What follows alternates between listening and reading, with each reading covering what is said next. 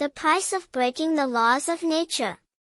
Once upon a time in ancient China, an impatient farmer planted rice. He eagerly waited for it to grow and checked on it every day. However, the seedlings seemed to grow very slowly. Frustrated, he thought of ways to make them grow faster. Eventually, he got an idea. He went to the field and started pulling the seedlings up, thinking it would make them taller. Excitedly, he shared his idea with his son. However, when his son checked, he discovered that all the seedlings had died. Moral: things have their own natural course. Disrupting it often leads to disastrous outcomes.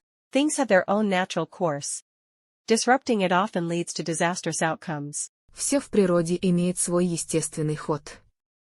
Нарушая его, мы часто приходим к катастрофическим последствиям.